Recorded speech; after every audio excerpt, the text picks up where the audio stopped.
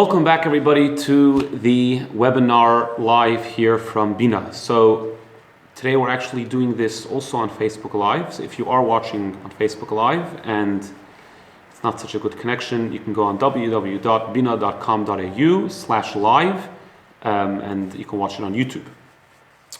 So we're in the 3 weeks, and the 3 weeks is the saddest period of the Jewish calendar. It is the time where we mourn the destruction of the temple almost 2,000 years ago.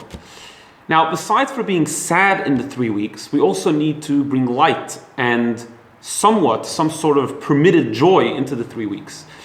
And one of the ways we do that is we focus not only on mourning the destruction of the temple, rather also focusing on rebuilding the temple, looking towards the future. Mashiach will come and we will have a temple once again. Obviously, we can't physically build the temple until Mashiach comes, but the Medrash tells us that learning about the Beis HaMikdash, learning about the temple, God considers it as if we are building the temple. So the topic of today was, can you be Jewish without serving God and keeping His commandments? And perhaps we can learn a lesson from the Beis HaMikdash, from the temple, and an answer to this very important question. Just as an introduction, we know that there are 613 commandments. That number we know. However, the issue is that if you count all the commandments in the Torah, there are actually much more than 613.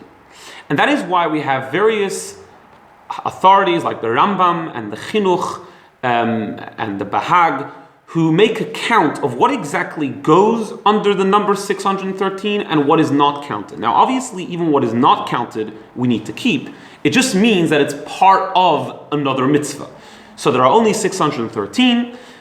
All the other ones are just a part of those 613. And there are various rules exactly how to count this. With regard to building the temple, the Torah tells us the following command: V'asu li mikdash v'shachanti b'soichem. Make for me a temple, and I will dwell amongst them. Now, in the temple, there were many things. There was the physical building, the temple, and there was the various vessels. So there was the Aron, the ark, there was the menorah, the candelabra, there was the mizbeach, the altar, etc. How many mitzvahs is there in regard to building the temple? So, the Rambam, Maimonides, says there is only one mitzvah. The mitzvah is to build the temple. All the other details, the vessels, which with the service in the temple was done, are all a part of this one commandment: V'asu li mikdash v'shachanti b'soichem, make for me a temple and I will dwell amongst them.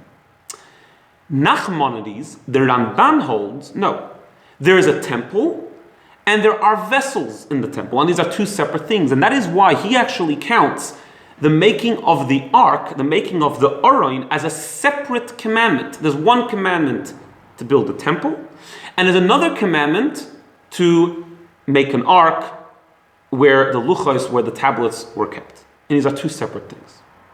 What exactly is at stake here? What exactly is what we call the machloikos? What exactly is the argument? The argument is as follows. What is the purpose of this command to build the temple? What does God mean by that? Does He mean that we should build a building, and that is what should be, and once you've built the building, you fulfill the command? Or does He mean build a building in which you can do service? You can bring sacrifices, you can light the menorah, you can bring the showbread, all the various things that were done in the temple. In other words, is the purpose of the temple there should be a building?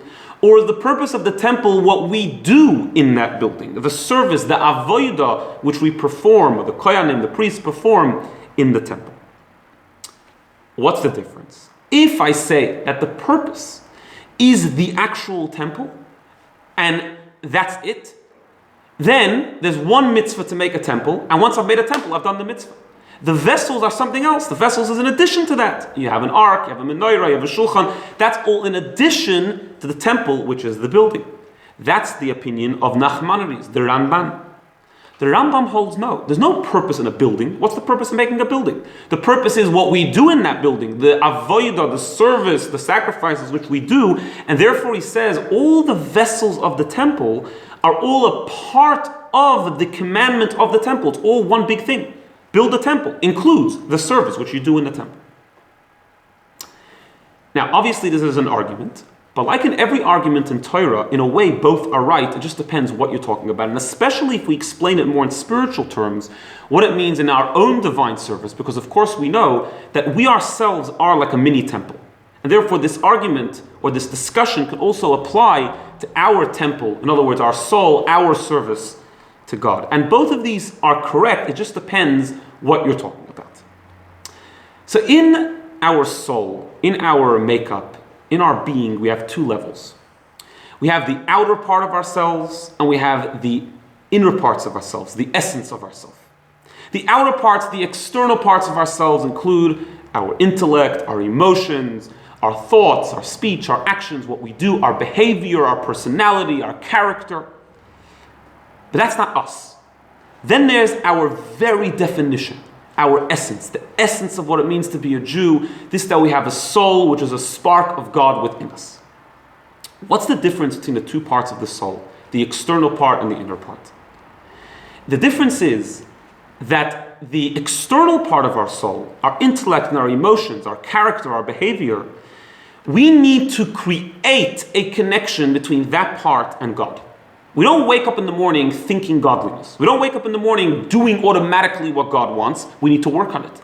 We need to create that connection. We need to learn Torah. We need to fill our minds with godliness. We need to fill our hearts with a feeling towards God. This needs to be created. This needs service. This we actually have to do something about. The essence of our soul is connected to God just by being. Because the essence of our soul, as it says in many holy sources, including the Zohar, is a chelek elikam imal, is a part of God. Just by being, it's connected to God. You don't actually have to do anything. Now, obviously, that's all subconscious. In order to actually live by that in a conscious way and bring it out in the way we think, in the way we act, in our behavior, in our personality, that we need to do. We need to learn. We need to perform God's commandments. We have to live a godly life, because if not, then it's just in the core being and we don't even know about it and we can't express it and we can't live with it. But it's there. And that is the difference between the Ramban's approach and the Rambam's approach. And they're both true. It just depends what you're talking about. If you're talking about the external level of the soul, then there's no point in just being. You have to actually do something. The avodah is the main purpose. The avodah is the goal. The sacrifices, where we sacrifice our animal, our negative side of our personality. This that we light up the candelabra, we bring in the light, the flame of Torah, the flame of mitzvahs. If we're talking about that level, we can't just be, because then we won't be connected to God. We actually have to do something about it. We have to create that connection. The Ramban is talking about a much deeper part of the temple. The Ramban is talking about a much deeper part of our temple, our soul. He says just by being, it's a temple. Just by being there, God rests there, because he's talking about the essence of the Jew. The essence of the Jew is godliness and by default is connected to God. And you need both. You need both because our core being is godliness, but as we said before, in order to live that way, in order to actually live that way consciously, in order to really feel that, for that we need to learn, we need to pray, we need to keep God's commandments. And the truth is, if you think about it, you actually see this even in the physical layout of the temple. The Rambam says that the main point of the temple is the service. Where did the service primarily happen? In the external parts of the temple, either in the courtyard or even within the building, which was where the altar was, the mizbeach and the kiyar and the wash basin, etc. Or even within the temple itself, most of the service happened in the first room, in the more outer chamber. The Ramban, who says that the purpose of the Beis HaMikdash is just God dwelling there, where did God primarily dwell? In the Kodesh HaKadoshim, in the Holy of Holies, in the innermost part of the temple. And that connects very well with what we're saying till now. The Rambam is talking about the external parts of our temple, and therefore the main focus is what we do about it. We can't just say that I will automatically think like God wants me to think, because no, we actually have to actively go and create that connection.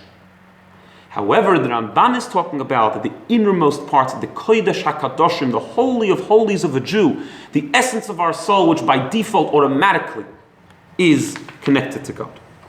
So the answer to the question is that true, the essence of a Jew, as our sages tell us, Afal pi shechata Yisraelhu.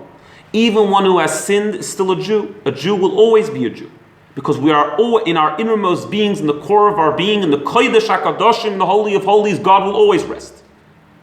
However, if we want to actually live consciously that way, if we want to express it and live by our true being, for that we need to learn, for that we need to keep God's commandments.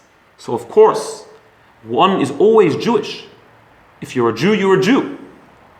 But in order to live that Judaism, in order to feel that Judaism, one can't only be Jewish, one has to actually practice and observe being Jewish. So yes, to summarize, at our core being, we will always be a Jew no matter what we do. But in order to really live that way, in order to express it, in order to reveal it, in order to feel it, we have to go in God's ways, we have to learn God's wisdom, we have to try our best in fulfilling God's commandments. Have a wonderful day.